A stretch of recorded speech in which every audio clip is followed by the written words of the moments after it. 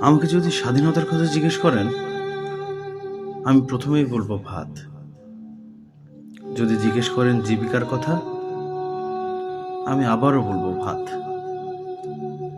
যদি সভ্যতা ও মানুষের কথা জিজ্ঞেস করেন, আমি বলবো পরম করুণাময় ও অশেষ দয়ালু মহান কৃষকের নামে শুরু।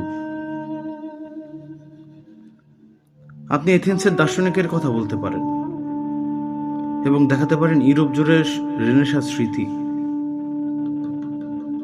আমি তবু মগজ আর পাকস্থলীর বিতর্কে পান রেখে বলবো ভাত।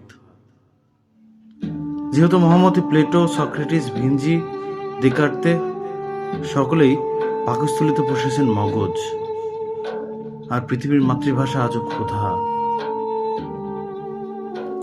ক্ষুধার প্রশ্নে পৃথিবীতে যুদ্ধ হয়েছে ঢের। বুলেটের ভারে কোনোদিন মেটেনি পেটের জ্বালা। যুদ্ধে বিজয়ী পতাকা জিতেছে ফের, তবু কৃষকের সামনে একই শূন্য ভাতের থালা। অতএব যতদিন ভাত দিতে পারছেন না, কিসের স্বাধীনতা, কিসের জিন্দাবাদ?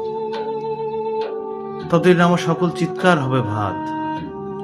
ততদিন আমার সিনেমার নাম হবে ভাত দে হারামজাদা। ততদিন আমার কবিতার নাম হবে ভাতের ভূগোল। এস.এম. সুলতান ততদিন আঁকবেন পরিপুষ্ট ভাতের ছবি। আর যতদিন ভাত দিতে পারছেন না, আপনার পতাকা, পোস্টকার্ড ও সংবিধান ডাস্টবিনে ছুঁড়ে ফেলুন। তৃতীয় বিশ্বের জনপদে জ্বালানির বড় অভাব। দরিদ্র চুলোয় কিছু লাকড়ির খরচ বেঁচে যাবে।